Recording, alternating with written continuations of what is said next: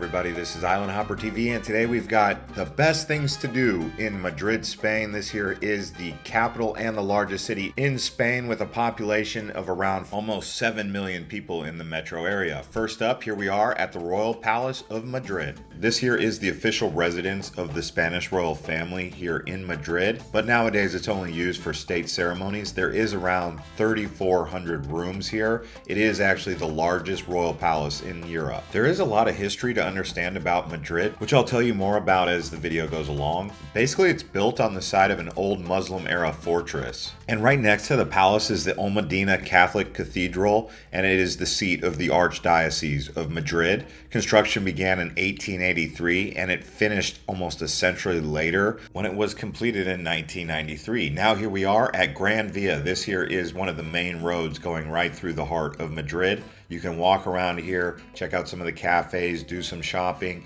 and soak up some of the vibes around Madrid. Madrid is actually a city that is extremely underrated in my opinion. It's actually known as the street that never sleeps. It's probably the most famous street in all of Spain, along with La Rambla in Barcelona. The Gran Via was actually completed in 1910. It's also known as the Spanish Broadway or the Golden Mile of Madrid. And one thing you can find down here on the Gran Via is the hop on hop off bus. So this is a great way to see Madrid for first timers. Maybe you start around 10 in the morning and then you finish around 3 or 4 in the afternoon. Really a great experience. And the cool thing about hop on hop off is you get on and get off at your leisure. And the price is 27 euros for adults and 15 euros for kids. Now let's talk about nightlife. So you can find great nightlife along Gran Via, but Malesana and Chueca are some of the best nightlife in Madrid. Madrid is actually known for its nightlife, so don't miss out. Now here we are at the Cibeles area. This here is a fountain and a plaza.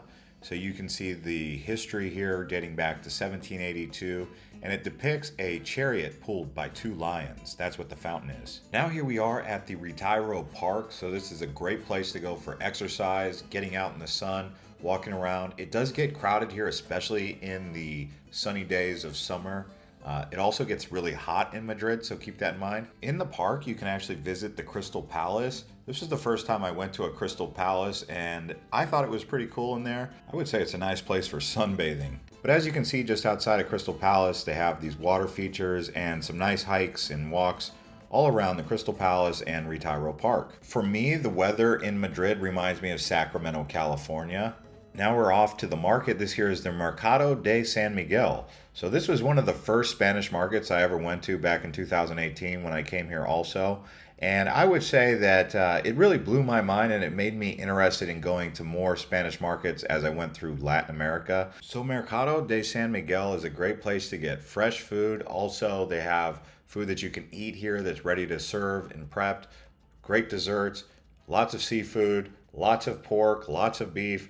Great variety here at this market located right in the heart of Madrid. Although I'm not so sure I would enjoy eating the blobfish just because of the way this thing looks.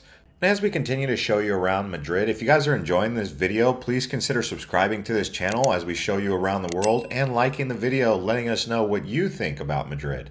Now here we are at Plaza Mayor. Yes, they have Plaza Mayor here in Madrid. And there's a lot of history associated with this place. Back in history, it was a place where they did public executions, but nowadays they do the annual Christmas market here, also have some soccer games, occasional bullfights, and lots of other events are taking place here right in the main plaza of Madrid. And outside the square where they host the events, you'll find bars, cafes, and people come here to order a coffee or a glass of wine in the evening.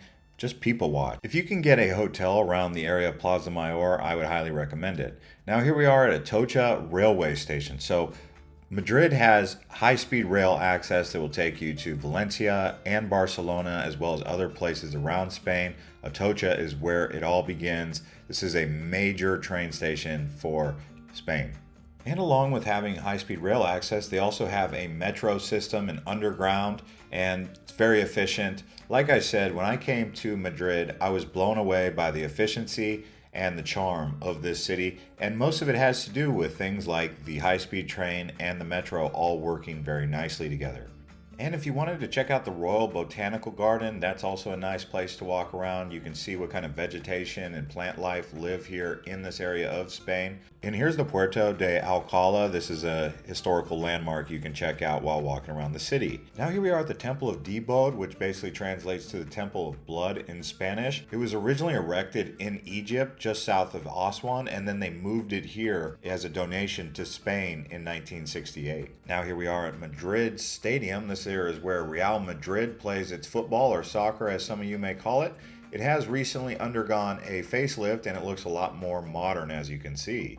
Now here we are at Plaza De Torres. So as you come to Spain, you'll hear about, it might not be for everybody, but it is still a cultural activity that dates back many, many years. Although this activity is controversial, so you may look into it before actually deciding to go. Now we're actually going to check out some of the museums. Madrid has many of them. I'm just going to talk about Museo del Prado. This here is an art museum. Many famous artists come from Madrid and the area of Spain, so don't pass up Spanish art. Now by this point, I'm sure you've got an appetite, and Spanish food does not disappoint. There's so many different foods that you can try while you're here. Tortilla española, they also have paella, and many different cuisines, lots of meats. I like to get the lamb shank when I come here, or the lamb chop, very good food. Spanish tapas, which are basically appetizers. There's so many varieties, and they'll bring out a mixed plate and you can pick and choose which ones you actually like. And Spanish food is going to remind you a lot of Mexican food because of the influence, but also a little bit of Italian as well. And then they have that soup, that Gazpacho. It's kind of like a tomato puree. It's like a salsa almost, but it's a soup. And it is quite famous. I know as you're watching this, you're probably thinking, I just want to sip on that soup right now. At least that's what I'm thinking, right? Here is a look at that finished product. You can see it's lacking meat. Another thing you can do is flamenco dancing, whether watching a show or actually participating as a dancer. Flamenco is basically where a man sings with a guitar and a woman dances, or a woman and a man dance, or a man dances. Flamenco is actually a form of Spanish folklore, so it does have a cultural essence to it that is very significant to Spain. And if you're up for a little bit of a trip, getting outside of town, you can either take the bus or the train. I actually recommend taking the train out here to Toledo. It takes about 30 minutes. You can get here from Atocha, or you can get there from Renfe. But coming out here to Toledo, you're going to experience a beautiful, rustic Spanish town. I would say this one is quite nicely situated along the river. Rivers out here in central Spain are a significant part of the culture. Now here we are at the Nexus. I would call this the Business Nexus, or the Nexus Financial Center. So this is more of the modern side of Madrid. In case you're wondering where that is, that's going to be out here in the Nexus area. This is where they have a few different skyscrapers, lots of commerce going on out here. They also have the 4 skyscrapers that are famously known here in Madrid. They have a name for them. They're called the Cuatro Torres Business Area. And the name of the towers are the Torre Caja Madrid, which is the tallest at 250 meters. Then there's the Torre Sakir Vallemoso, and then the Torre Cristal and the Torre Espacio. And have a look at that snow in the backdrop there. But now here we are at the airport. So the airport in Madrid is one of the biggest airports. And from here you can easily get to Barcelona. You can go towards Portugal and France, or you can fly back to your country wherever you're coming from. And from here you can fly out to the islands or Barcelona. So visiting Barcelona from Madrid takes about 5 hours by train or car.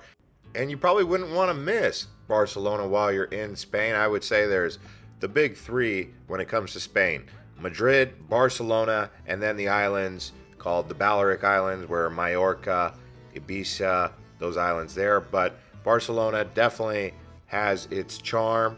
It's a very quaint city. I really love Barcelona. It's one of my favorite cities because of the weather. And explore around the Golden Coast, also known as Costa Dorada. But getting back to Madrid, the key attractions are going to be the Prado Museum, the Royal Palace, Retiro Park, Puerta del Sol. They also have the Matadero, which is an area that I would explore that we didn't mention here, but that's along the riverfront. The best time to actually visit Madrid is probably around March to May. That's the ideal weather for outdoors, not too hot and not too cold. Autumn is also very nice with mild temperatures and fewer crowds, so if you're looking to avoid the crowds, you can get that. Summertime is very hot, but it's great for late evenings, nightlife.